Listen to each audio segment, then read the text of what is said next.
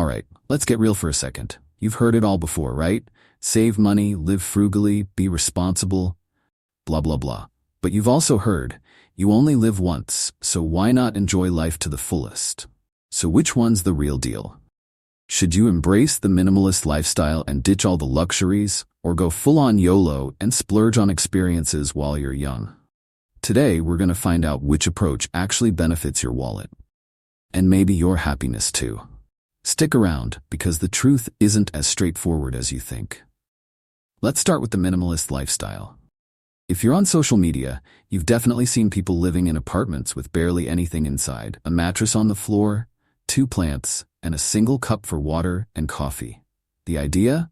The less you own, the less you need to spend. Sounds smart, right? You cut out all the unnecessary junk, lower your expenses, and focus only on what matters. People claim it's the secret to a fulfilling, debt-free life. Some even say it's the only way to achieve true financial freedom. But here's the thing. It can get boring. Really boring. Imagine giving up spontaneous nights out with friends, saying no to every trip, and passing on all the cool gadgets just because they don't fit your minimalist aesthetic. Are you really living or just existing? Let's be honest.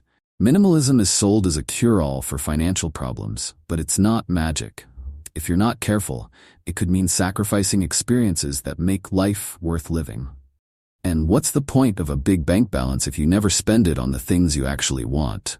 Now, let's talk about the YOLO crowd. They say, life is short. Spend your money on things that bring you joy, travel, concerts, that luxury coffee you love. Sounds like a dream, right?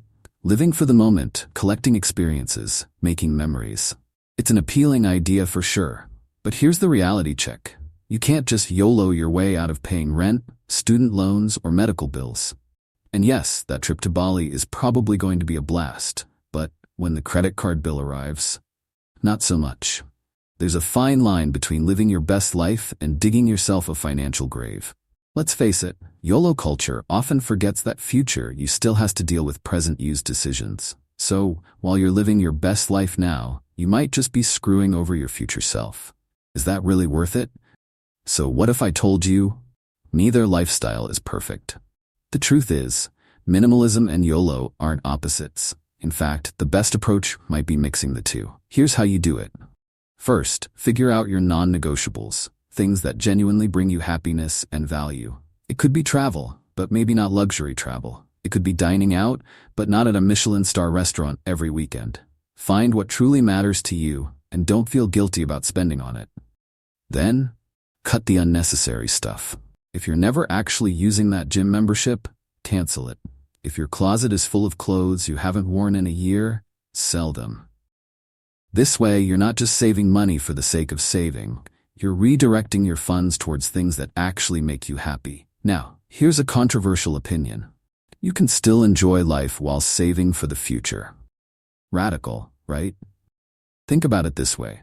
Set up an automatic savings plan, but still allocate some fun money in your budget.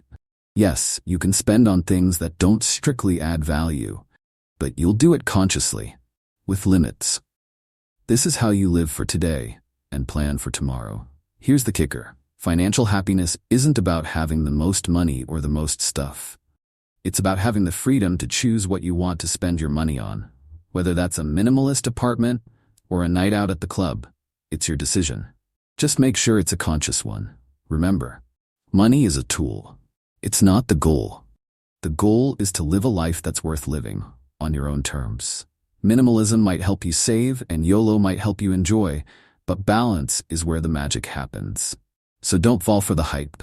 The only lifestyle you need is the one that fits your priorities. So what's it going to be?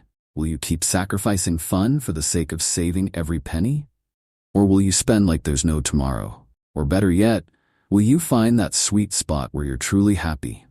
Let me know your thoughts in the comments below.